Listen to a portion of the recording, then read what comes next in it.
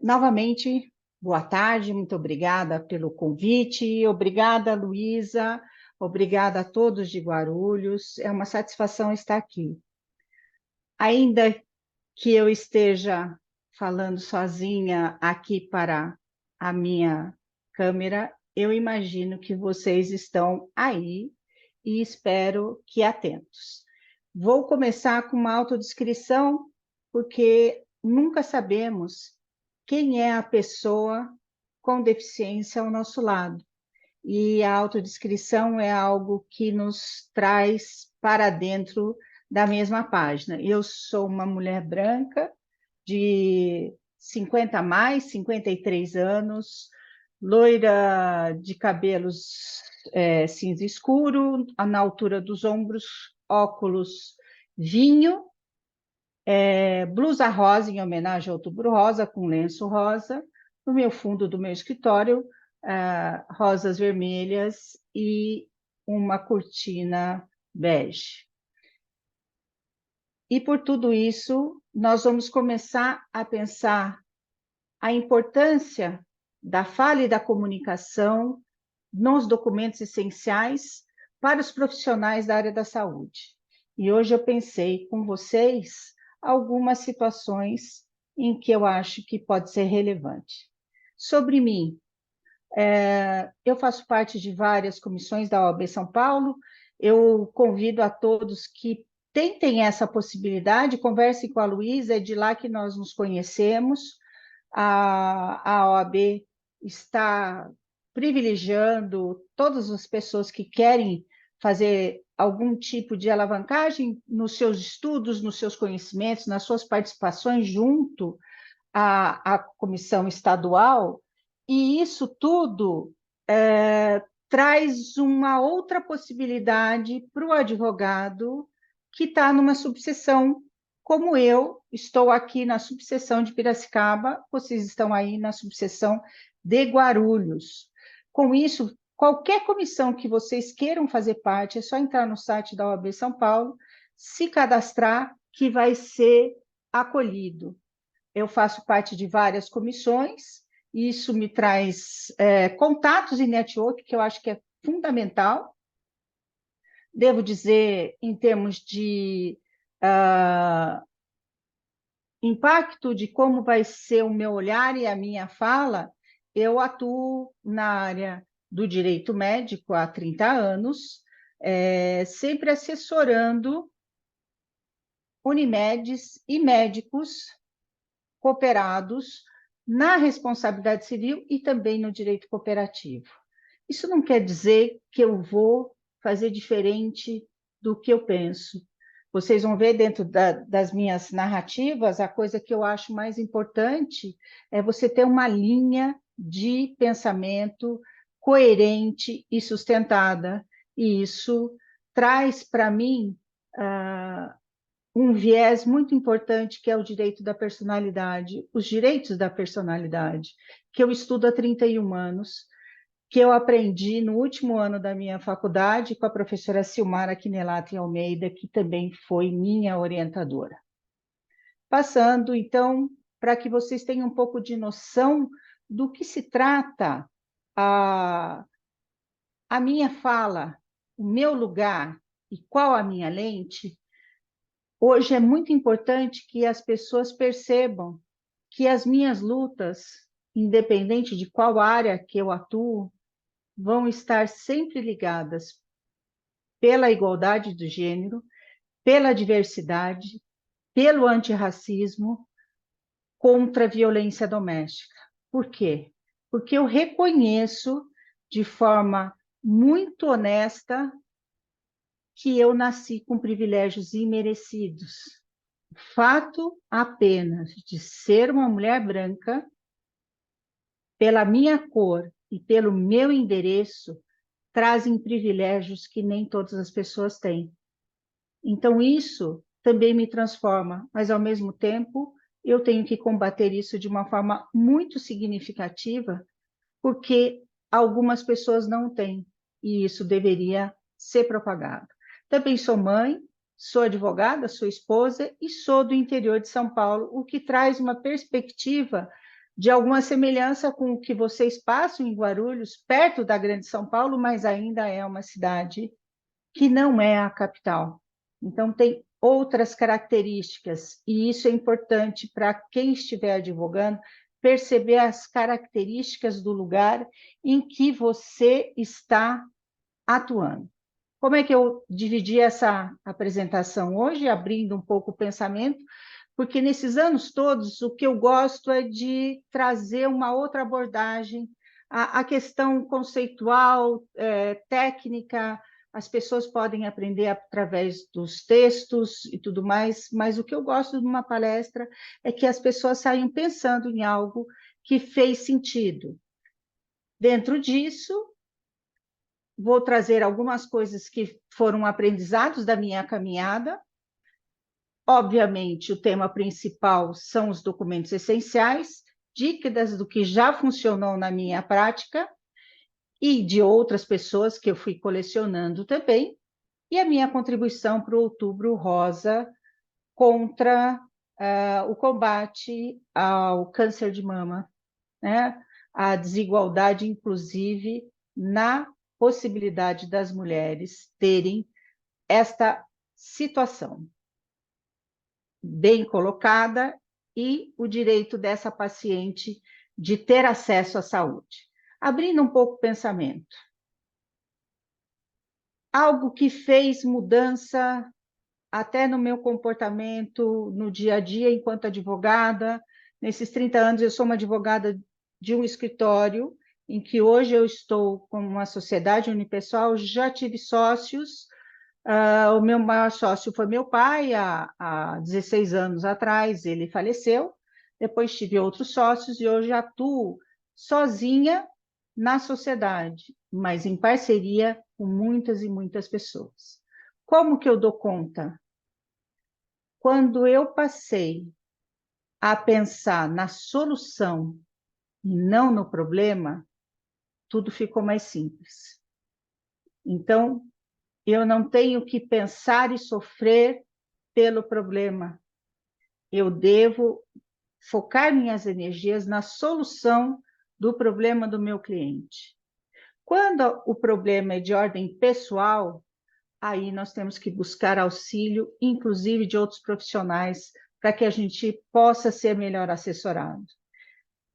Haja vista que não é indicado para nenhum advogado começar a fazer defesa de qualquer natureza para si mesmo, porque quando a emoção envolve a questão técnica, ela fica prejudicada. Foquem na solução. Por quê? Porque nós temos que ter uma análise crítica do nosso conhecimento. Tudo que eu disser aqui hoje está relacionado com pessoas. Nós não nos relacionamos com o CNPJ, nós relacionamos com pessoas. Enquanto advogados de pacientes, de pessoas pacientes, e aqui vocês vão ver eu falando muito a pessoa paciente. Por que não o paciente, Rosália, ou a paciente? Porque quando a gente reforça que é uma pessoa, a gente traz um pouco de humanidade para este ser, que não é um número, que não é um ente despersonalizado, porque o paciente ficou quase um ente despersonalizado, ele ficou um número, ele ficou uma estatística. Veja a questão da Covid. Se a gente pensar quantas pessoas morreram, não foram números, foram muitas histórias. Por isso, quem estiver trabalhando, e nós trabalhamos com seres humanos, no direito médico, tanto do lado da pessoa paciente, quanto da pessoa profissional da saúde, nós vamos estar sendo regidos por leis, normas e regras. E a comunicação delas é a parte mais delicada. Do que eu vi de toda a minha jornada, o grande problema foi a comunicação com ruído. Uma comunicação que não chegou da forma como deveria ter sido chegado no seu interlocutor.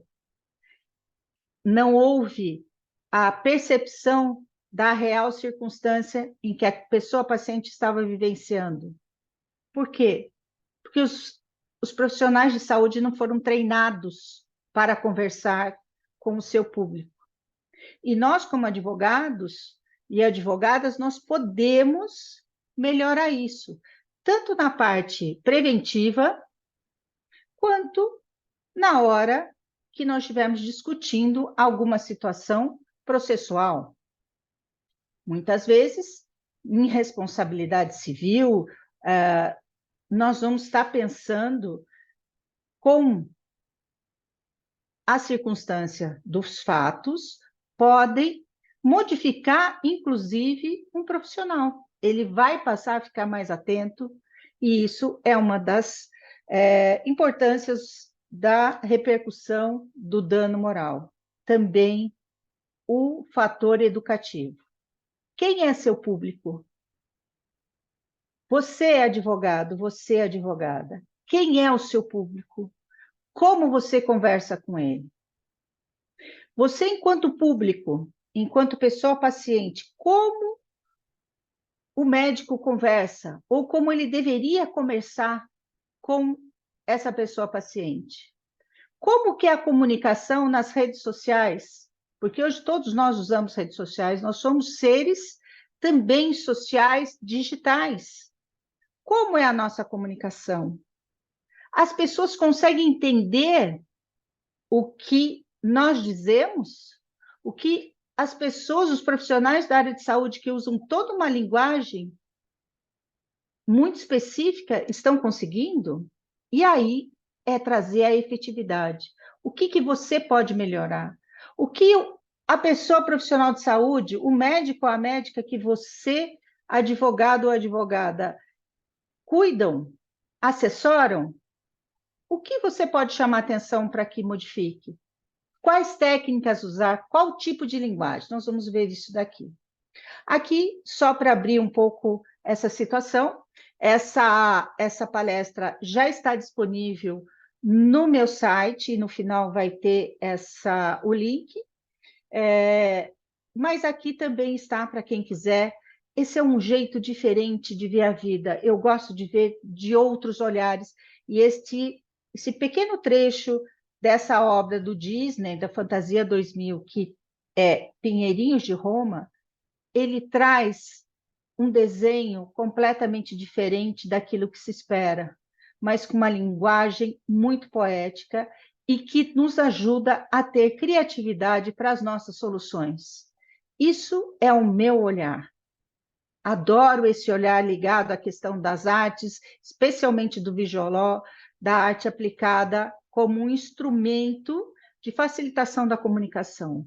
Nesse desenho, as baleias, elas saem da água e nadam no céu.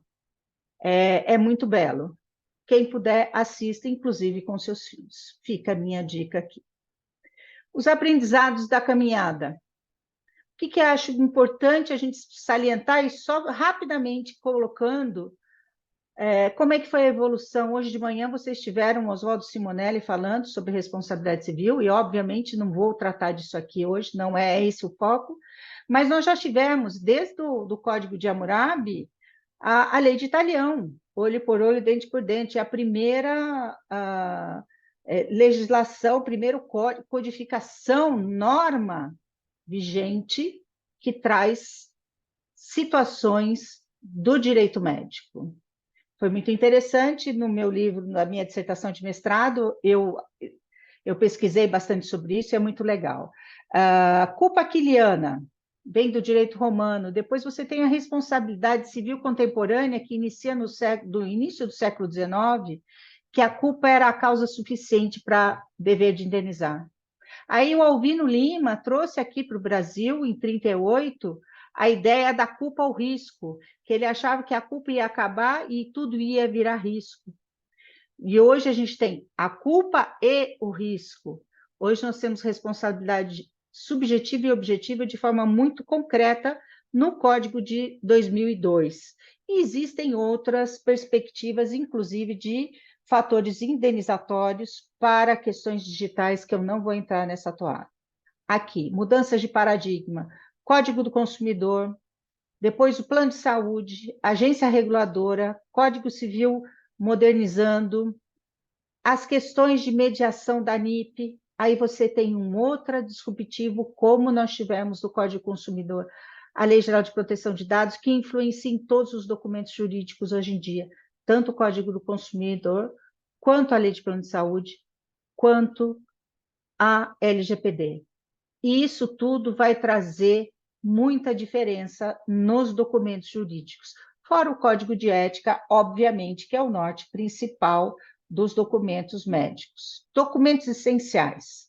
O que eu pensei com vocês? Quais são os documentos essenciais na minha visão? Pensando em ato médico, o prontuário clínico e o prontuário hospitalar são absolutamente essenciais. Rosália, todo mundo sabe disso, todo mundo sabe disso. Todo mundo faz bem feito? Não, a maioria faz bem mal feito. E é onde nós temos a maior dificuldade de fazer uma defesa médica. Assim como também isto não favorece em termos de resposta para o paciente, para a pessoa paciente. Por quê? Porque a pessoa paciente, ela gostaria de esclarecer o que aconteceu com ela. E quando você tem um vácuo, aquela satisfação também não vai acontecer. Obviamente, o fato do médico e do hospital é que serem os responsáveis por guardar e ter a guarda e realizar a lavra, a escrita do prontuário, não fazendo a sua responsabilidade pela inversão do ônus da prova do Código do Consumidor fica dele. Não tendo, te prejudica. Agora vamos para o famoso consentimento livre esclarecido. Foi transformado na prática num simples papel, em que a enfermeira, a equipe de enfermagem, a equipe de qualquer outra equipe vai dar para o paciente. Não é isso. A ideia do consentimento livre esclarecido não é nada disso. É exatamente uma declaração que a pessoa compreendeu o que está acontecendo e ela escolhe, a partir do que ela compreendeu, aquele tratamento, aquela terapêutica. Consentimento para divulgar para pessoas da família. Quem que eu posso divulgar dados de saúde? Eu tive uma questão essa semana, se o plano de saúde pode passar dados de saúde para uma tia que está pagando o plano de saúde para o seu sobrinho. A princípio, não, ela seria só responsável financeira. Agora, dentro de uma clínica, você também pode perpassar dados de um mesmo paciente para outro médico? Dentro do hospital? A princípio, não. Porque só quem estiver na linha de atendimento é que deve ter acesso. Há uma ideia de ter um prontuário único dentro do SUS, que seria maravilhoso, e o paciente é que daria a autorização e a senha para entrar no prontuário dele individualizado. Isso acontece? Dentro do hospital, há um sigilo? A ideia de sigilo existe. Ele é concretizado na prática? Pouco provável.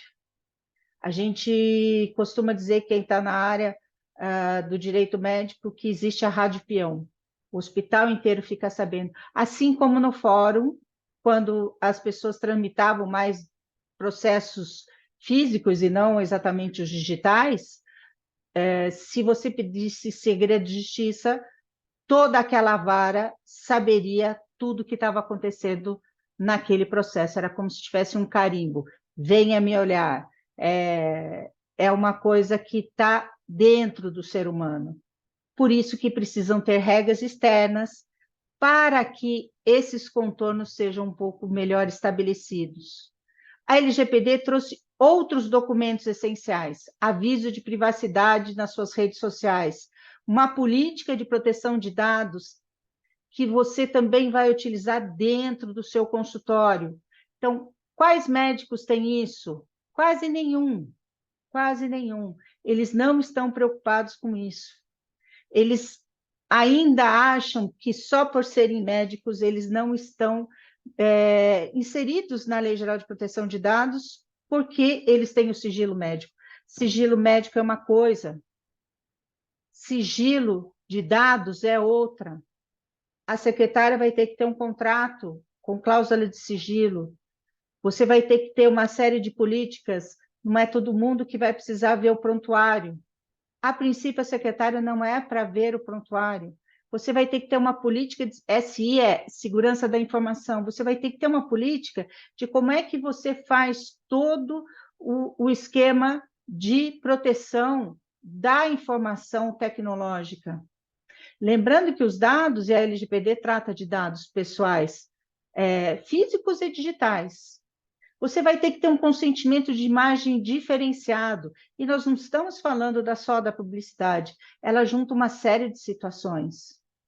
Se você, seu cliente, a pessoa paciente, tem que ter cuidado. Como é que é a questão dos dados relacionados à criança e ao adolescente? Tem algumas regras específicas na LGPD, mas tem algumas questões na área de saúde que são muito relevantes também. Um adolescente de 16 anos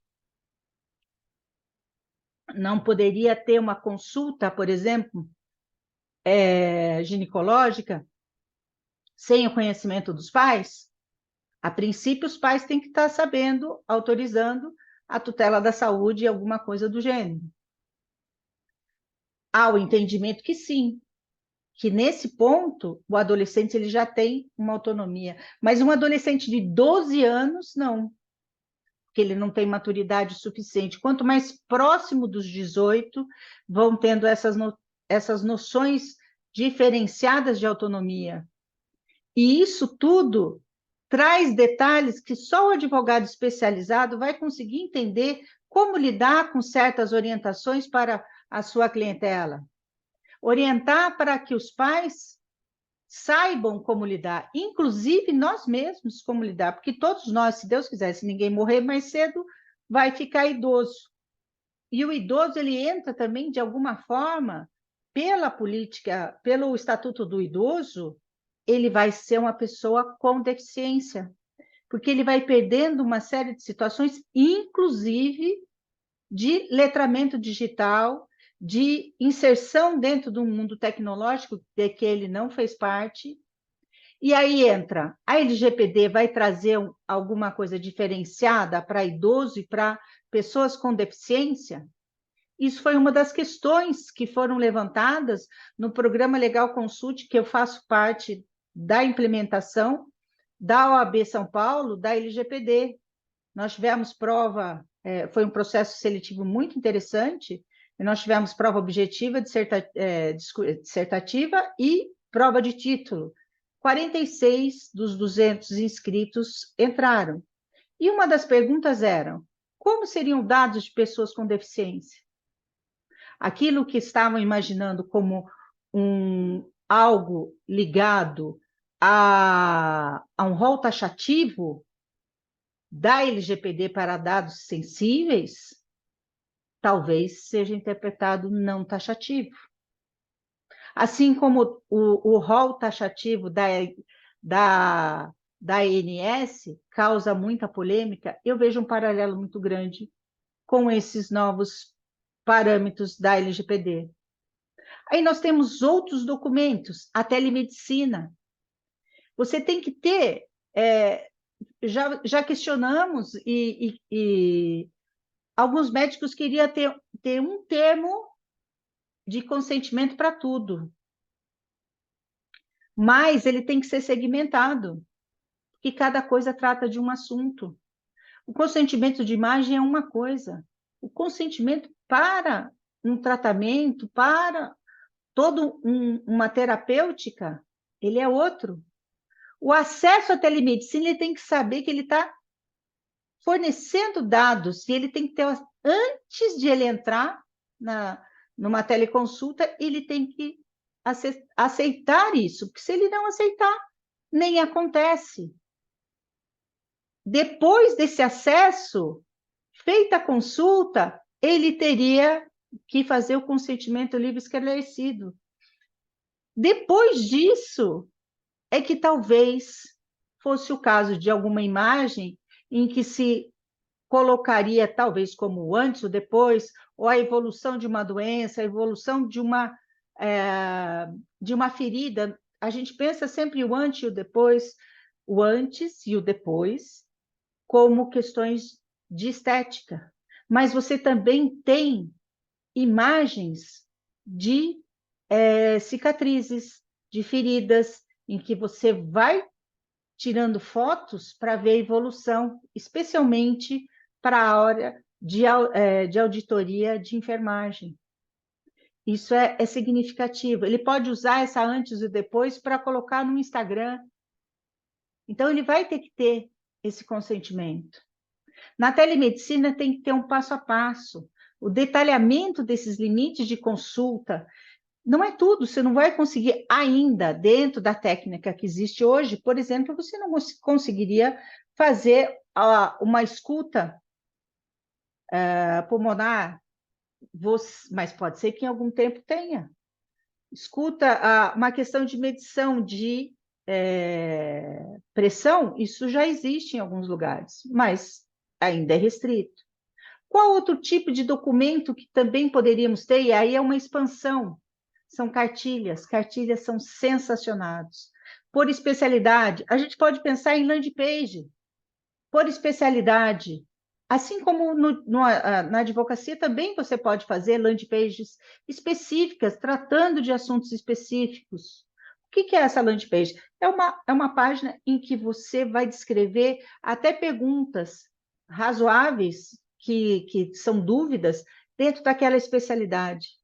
Então, é uma forma de comunicação com o público que você vai adotar. Qual é o seu público? O seu público é mais jovem, ele é mais velho, é o tipo de doença, ele tem uma ampla abertura dentro da tecnologia. Não, eu tenho um celular para 10 pessoas dentro de casa, eu tenho uma internet ruim. Quem é seu público? Essa cartilha pode ser impressa. Também você pode fazer um aprofundamento. Eu defendo essa questão do consentimento com o aprofundamento dos temas. Cada um vai querer um nível, tem gente que não vai querer saber, e está tudo bem, mas ele pode declarar: não quero saber, e ele assume o risco, e daí o risco passa a ser do paciente, e não do médico. Não, mas vai ter aquele que vai querer saber sobre artigos científicos. É melhor que você direcione, faça uma curadoria nesse sentido, e você, advogado, oriente instigue o seu médico, o hospital para quem você assessora, essa curadoria. Inclusive você, o que nós estamos fazendo hoje aqui é uma espécie de curadoria. Para onde nós levamos essas temáticas? Qual que é a chave mestra? Aqui está o Código do Consumidor. Basicamente, o que é? Informação acessível, adequada e clara. Então, quando acham que essas situações elas vêm da LGPD, nós estamos falando do Código do Consumidor, que é de 1990. Então, está muito longe das pessoas entenderem que a comunicação ela já é algo com bastante problema e que precisa ser solucionado. A responsabilidade dentro do consumidor, que para mim toda relação médico-paciente é uma relação de consumo, porque você faz uma prestação de serviço, essa questão do sacerdócio é uma questão ética, aqui de uma questão legalista, no meu entendimento, da maioria esmagadora dos estudiosos da área, é uma responsabilidade ligada ao Código do Consumidor. Temos o dever de informar, assim como os advogados têm o dever de informar. Dever de transparência é a compreensão efetiva do consumidor. Quem é esse consumidor? É a pessoa paciente, é a pessoa consumidora, é o beneficiário, a pessoa beneficiária do plano de saúde, é a pessoa titular de dados pessoais. são todas em um. É um único ser que tem todas essas legislações para o proteger. Na prática, isso está acontecendo? Ainda não. Mas vai acontecer. E quem não estiver preparado vai se prejudicar e prejudicar o outro. Nós, como advogados, não pensamos muito na questão preventiva, e é uma parte que eu adoro. O advogado, ele é estratégico para o negócio. Quando as empresas, quando os hospitais, quando os médicos, especialmente, entenderem que o advogado pode ajudar muito no preventivo, para que ele não passe um desgaste de um processo de 10, 15 anos, ele daria mais valor à advocacia estratégica. Essa é a melhor de todas elas. Mas se não ocorrer, ele vai ter que provar que fez de forma adequada, que tem, sabendo que o prontuário é do paciente e de responsabilidade tanto do profissional quanto do hospital. Dever de informar. Eu dividi aqui de forma mais esquemática. Consentimento informado, ele tem que ser uma escolha esclarecida, tem que ter um equilíbrio. E essa escolha esclarecida tem que ter pensado um nível cultural. Qual é a linguagem adequada para esse nível cultural? Quais graus de informação nós vamos trazer? Essa transmissão da informação, o receptor, qual é a absorção que ele teve desse conteúdo? Ele está nervoso, ele pode ser uma pessoa ultraletrada, mas se ele estiver emocionalmente muito abalado, ele não vai entender nada, ele não vai absorver. Uma das técnicas é sugerir para que a pessoa responda, repita o que ela entendeu. E aí os médicos vão entender que quase nada ele entendeu. Advertir os riscos é fundamental. Você compartilha a informação de riscos assim como nós devemos compartilhar os riscos com os nossos clientes. Eles têm que saber a questão de sucumbência, a questão de entrar com recurso ou não, fazer uma proposta de acordo ou não, quais são os benefícios, quais são os riscos. E nós, quando compartilhamos isso, nós temos uma situação mais importante, que são as opções. E aí você deve ofertar um aconselhamento. Por quê? Porque você tem que ter um equilíbrio entre a verdade e não advertir radicalmente, para evitar essa abordagem. Porque não devemos, a princípio, determinar sem escutar. Escutar é algo raro. Escutar é diferente de ouvir. Ouvir é mecânico. Escutar faz parte de um aprendizado e de uma conscientização. E isso traz o contorno final, que é a humanização.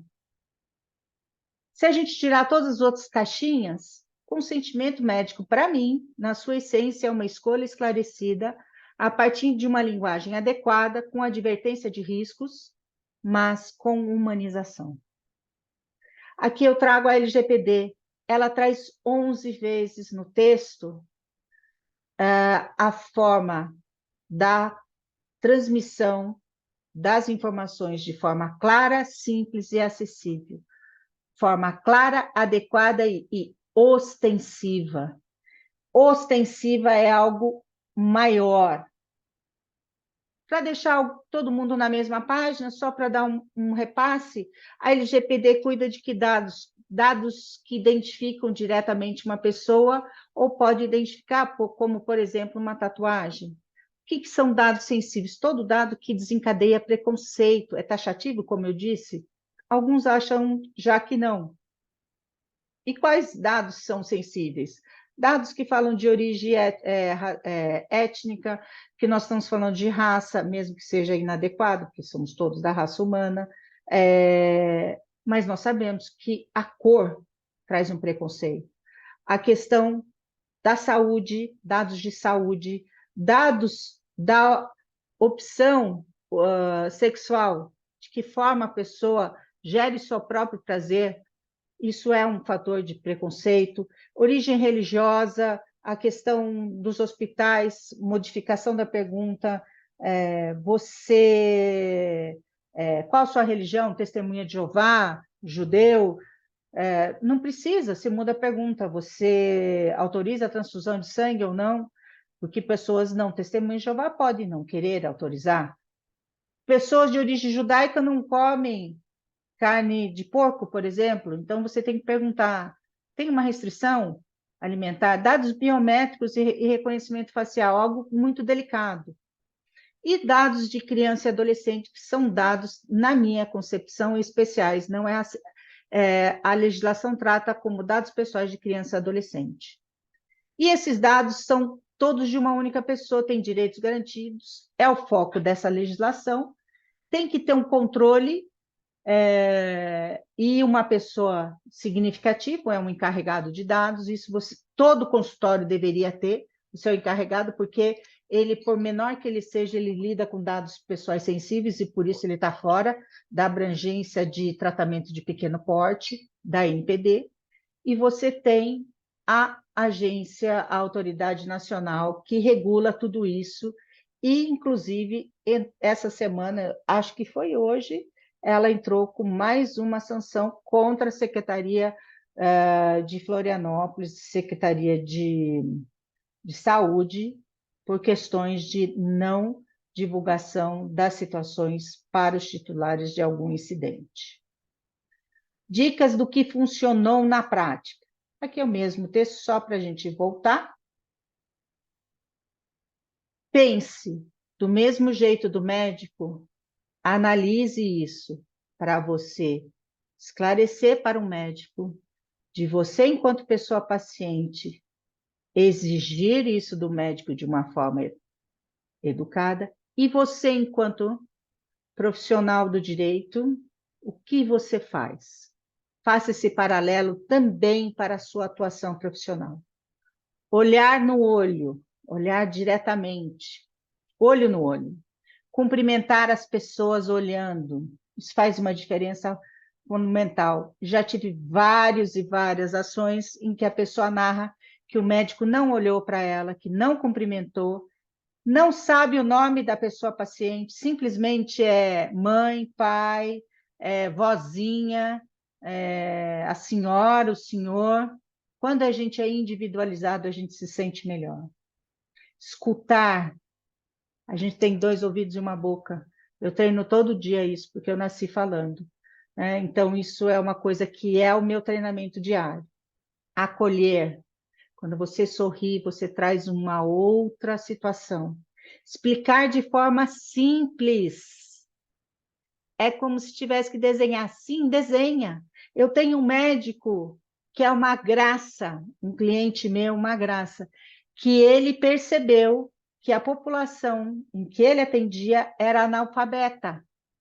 Então, ele passou a desenhar um,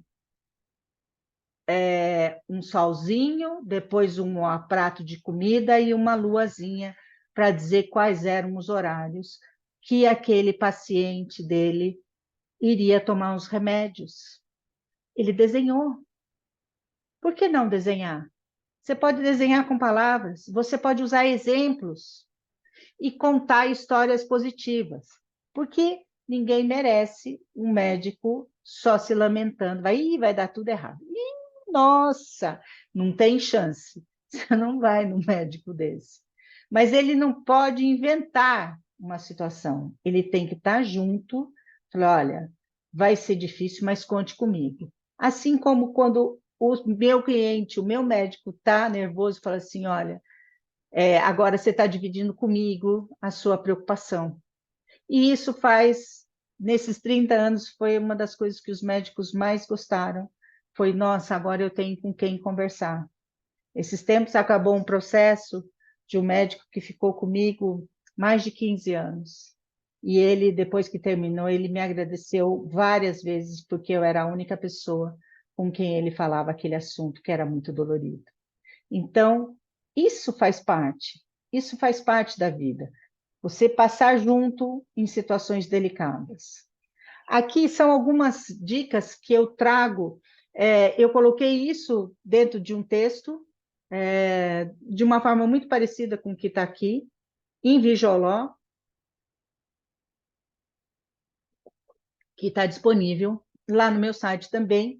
É um texto que eu escrevi junto com a minha amiga Viviane, e é sobre o direito do paciente como consumidor e como titular de dados pessoais. Algumas dicas, e aqui eu vou começar pelo negativo. Preste atenção.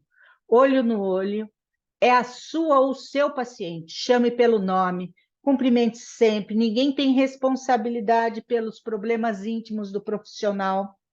Converse com a pessoa paciente. Quem está ali está com problema. Demonstre confiança. Explique de forma simples, evite termos técnicos, sem mediquês, assim como nós temos que evitar o juridiquês, que, pelo amor de Deus, ninguém merece. Deixe simples e claro o que está acontecendo. Já teve uma época que o médico evitava contar as situações para o paciente, assim como o advogado evitava contar os problemas para o seu cliente, e isso não é assim mais. Contudo, evitar ser categórico e radical no diagnóstico. Diga qual a sua linha de raciocínio, o que você está investigando para concluir esse diagnóstico. Seja franco e honesto, não dê falsas ilusões, explique que nada é sem risco. Nada é sem risco. O lado positivo, mudança de foco. Mude seu jeito de atender a pessoa paciente. Não espere mudança ser imposta. Haja primeiro, faça a sua parte, faça a escutativa, aprenda a se concentrar no momento da anamnese, concentre-se na consulta, peça para a pessoa mostrar no corpo aonde que está a queixa, porque você sabe aonde estão os órgãos. Ela fala, é mais ou menos aqui. Preencha pessoalmente o prontuário. Se é digital, se é físico, preencha. Peça licença para botar a mão nas pessoas. Não é porque você é médico que você pode ir botando a mão nas pessoas, você tem que pedir licença. Isso faz parte da educação. Quando você faz isso, você ganha o seu paciente, o seu cliente, como um fator de respeito. São coisas básicas, gente. Se for cirurgia, escreva tudo, coloque os detalhes. Eu já tive problema de uma defesa de uma bariátrica que o médico não constou que ela tinha comido e tinha restos alimentares no interior da cavidade abdominal. Isto era a essência da defesa dele e ele não colocou. Assine e coloque seu carimbo ou assinatura digital. Não compartilhe pendrive com assinatura digital, gente. Advogado, presta atenção. Quem for da ASP ganha de graça o seu token. Você compartilhando, alguém está escrevendo com o seu nome, a sua reputação. Se no seu escritório alguém faça isso, fala assim, não compartilho mais. Não vou usar o pendrive de outro. Isso está errado. Se for, pense bem, seu nome, você está começando na advocacia e o seu nome já está indo ruim. Outras atitudes do paciente, você mais rápida, ser organizado, ter uma pasta de exames, anotar todos os remédios. Quem que faz isso? Eu não vi ninguém fazendo isso, mas eu sempre penso nisso. Eu, inclusive, às vezes não consigo fazer, mas é algo interessante. Narrar se tem alguma intolerância, alguma alergia, porque se o paciente não conta, o médico não vai adivinhar, não tem bola de cristal, e com roupa confortável. Essas situações todas não são feitas. Isso facilitaria muito toda a parte médica. Se você trabalha com pacientes, se você trabalha em alguma organização, divulgue isso, coisas básicas. Não marque vários compromissos no mesmo dia, não vai funcionar.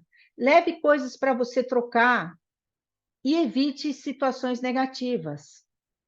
Ficar nervoso, respira fundo. Ficar cobrando o pessoal do hospital não vai adiantar nada, só vai deixar a gente mais estressado. Ficar preocupado com o futuro. Faça uma coisa de cada vez. Ser pessimista. Vocês já viram aqueles doentes pessimistas? Ao mesmo tempo, vocês já viram aquelas pessoas doentes que estão em cuidados paliativos, que são mais serenas? Você fala assim, meu Deus, como consegue, dentro de uma circunstância, estar tão sereno? Porque ele foi buscar de alguma forma. Evitar bolsas pesadas.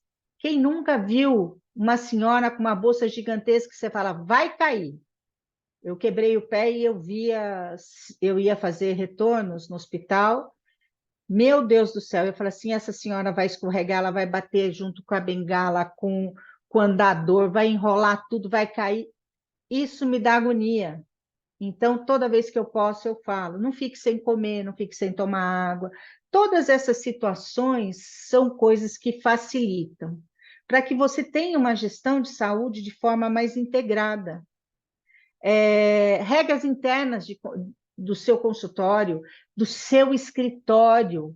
Quais as consequências se a sua secretária ou se a secretária da clínica divulgar as situações? Algumas regras relacionadas à segurança da informação. Evite post-it, papéis na mesa. Você chega nos lugares para pegar resultado de exame, está tudo ali exposto. Quantas vezes eu não vi resultado de outras pessoas? Vira ao contrário. São regras básicas. Jamais usar toque de terceiro. Diagnósticos, resultados de saúde, compartilhar. Jamais. Eu falo em treinamentos de LGPD. Não é, sempre tem um boca mole na turma. Sempre tem um boca mole. E eu sei disso porque eu sou uma pessoa que falo. Então, eu tenho que me policiar. A rádio peão conta como se isso fosse natural. Quando eu faço especialmente treinamento com equipe de enfermagem, todos riem, porque todos já trocaram informações desnecessárias. Não se deve ficar investigando a vida alheia. Já basta a nossa e as nossas situações.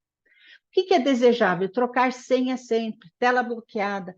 Eu aprendi num desses momentos da minha caminhada, que é algo muito simples de ser feito, é você pegar a tecla do seu computador, que tem o Windows, e junto com a tecla L você bloqueia. Como é que você pode, já me disseram que eu tenho mais 7 minutos, eu estou lá. Qualificar uma pessoa, informar sobre o procedimento, isso aqui é para a elaboração de um bom termo. Isso tudo eu também trouxe junto com uma colega, a Luana Sarkis, a gente escreveu sobre saturação informativa. Quais são os objetivos? Tudo isso tem um jeito de você especificar e você trazer informações a mais. Falar se ele é tabagista, se não é, se traz consequência essas terapias alternativas, o que você espera, qual é a responsabilidade, isso tem que estar num bom termo. Agora, isso adianta se for a enfermeira que for dar para a pessoa assinar? A pessoa com catarata, que foi uma das perguntas de um médico esses dias para mim, falei, mas não adianta nada. Ela não leu, ela não entendeu, tanto faz se ela assinou ou se não assinou. Não é para inglês ver, é para ser utilizado. Proposta terapêutica, soluções segmentadas com níveis, o que ela pode escolher, se ela quiser saber mais, aí você pode estabelecer, por exemplo, lá na landing page, você pode colocar links com uma aba, manual impresso com linguagem simples, com Visualó, informações mais aprofundadas, esses links confiáveis com curadoria de profissionais respeitados, em vez dele procurar no Google, forneça você indicação de qualidade, em vez de ficar reclamando que está procurando no Google, forneça para o seu paciente. E aqui, com relação a para que você vá além do básico. Na questão de documentos, nós temos problemas também de falhas de segurança da informação. Falhas isso eu falei nesse outro livro que está sendo lançado agora com o Marcelo Fonseca, especialista em direito digital e LGPD, na importância do direito médico. Essa falha faz uma possibilidade de modificação de acesso. Você tem dados compartilhados de software, de uma tomografia. As pessoas podem hackear isso. Por quê? Porque a maioria dos softwares não são atualizados. Você não tem esses controles, essas falhas nas credenciais. Você tem falha humana. Não é observada a legislação nem compliance. Tudo isso dá ruim. Dá ruim. Tem muita gente ainda que usa software pirata. Isso vai dar ruim. Sabe? Gambiarra vai chegar uma hora que vai dar ruim. E quais as ferramentas? Aqui, de uma forma, eu gosto muito do Visualó, que é uma aplicação de uma linguagem simples, um design funcional, sem juridiquês, sem mediquês, e que traga um conforto cognitivo, uma legibilidade, uma interação e uma credibilidade. Você, advogada, pense nisso. Para você ter a sua petição lida e compreendida pelo juiz, pelo serventuário, pense nisso. Não é só a jurimetria, tem a questão da tipografia, que é a formatação de forma mais profissional. E aqui eu sugiro esse curso do Júlio Xavier, inclusive, ele tem dicas preciosas, extraordinárias. Uma dica, tanto para médicos quanto para advogados. Faça o seu cliente, paciente, essa pessoa com quem você vai prestar serviço, que ele assine os documentos pelo EGOV. Toda pessoa tem direito à assinatura eletrônica pelo EGOV de graça. Ela só precisa ter um padrão de link prata. Se ela fizer um login com a conta do banco, o login do banco dela, ela consegue assinar. O que eu assinei hoje, que é essa apresentação que está no meu site, eu assinei com o EGOV. Então, um médico poderia fazer com que a pessoa paciente assinasse o termo de consentimento ali, com esse EGOV. Isso facilitaria, você valida os documentos. E o mais interessante é que eles não guardam essa situação nenhuma no banco. Se você esqueceu, se você não salvou, você vai ter que subir de novo e fazer de novo. Minha curadoria, aqui tem esse gibi da Turma da Mônica, que é extraordinário, que fala sobre LGPD de uma forma simples, para as crianças, para adultos, para todos nós. E essa cartilha de adequação para consultórios da área de saúde, em que eu participei tanto escrevendo quanto fiz a arte gráfica. Hoje eu teria feito de uma forma um pouco menos carregada, mas na época ela representa bem a da época, e essa foi da Comissão de Privacidade da gestão passada. Publicamos ela em 2021, está no site da OAB, mas eu deixo mais fácil aqui para vocês. Aqui alguns textos que eu escrevi e que vai estar disponível. A minha dissertação de mestrado, que é um livro, e ela não está atualizada, mas ela tem conceitos históricos e conceitos gerais que ainda podem ser utilizados para quem quiser algo na área. Todos esses artigos aqui estão disponíveis no meu site para download gratuito, aqui da coletânea só do meu artigo. O livro inteiro está para ser comprado, se alguém quiser. Minha contribuição para o Outubro Rosa, sempre falando, canais de denúncia contra as mulheres vítimas de violência, Disque 180, Disque 100, a cartilha do namoro legal do Ministério Público do Estado de São Paulo, da Val Escarance, que é absolutamente sensacional, a cartilha de atendimento às mulheres vítimas de violência de Piracicaba, que foi algo que eu participei eu que fiz toda a diagramação dos fluxogramas, é algo muito interessante que nós fizemos aqui na cidade, é sempre a pauta que eu mais faço de forma voluntária. CVV aumenta a cada dia mais a questão do suicídio, então isso deve ser sempre divulgado, ligue 188, CVV funciona. Esse livro foi Mulher, Roupa e Trabalho, Como se veste a desigualdade de gênero, foi indicado pela Patrícia Vanzolin no dia da posse dela e da Comissão da Mulher Advogada, e eu comprei na hora, achei extraordinário. Aqui uma coletânea sobre a governança da internet e gênero e alguns desafios do CGI. Aqui, 4 músicas que eu adoro, que fazem a minha homenagem. Voz do Silêncio, do Carlinhos Brau, falando sobre a questão do suicídio. Triste Loucomar, que eu adoro. Essa daqui é de autoria de um amigo da faculdade, muito querido, e essa é uma equipe de uma banda de mulheres aqui da minha região, e gosto muito. Privilegiar sempre o que é bom. Enfim, tudo isso é sobre equilíbrio, técnica, com humanização, inovação, tecnologia e estratégia.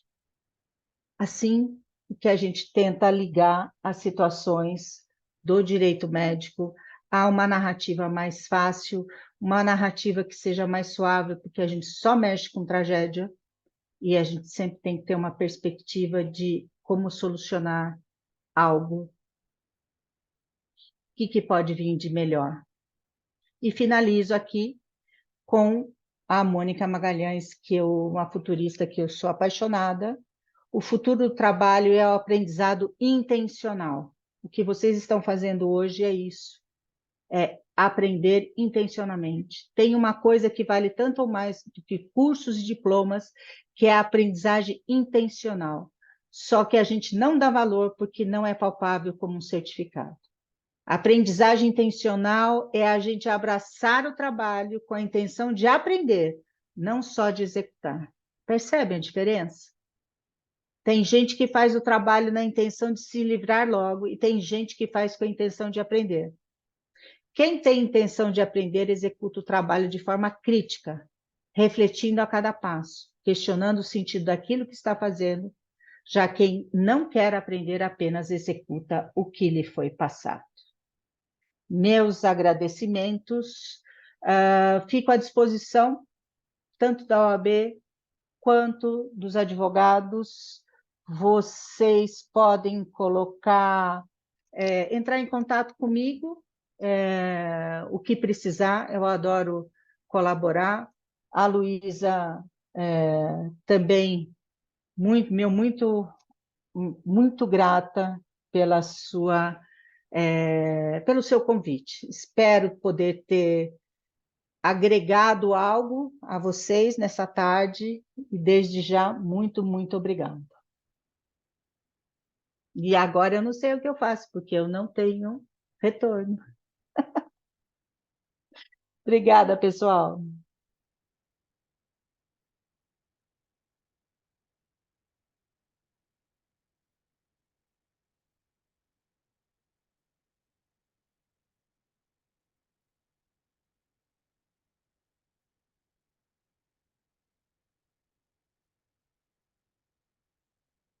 Pena que eu não ouvi usar o plasma, mas eu gosto.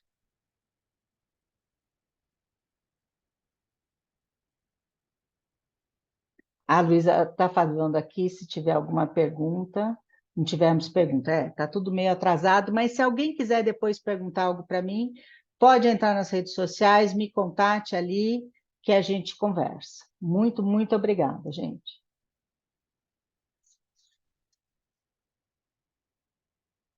Obrigada e boa tarde. Vou parar o compartilhamento aqui. Se quiserem saber, está lá no meu site. Obrigadão. Tchau, pessoal.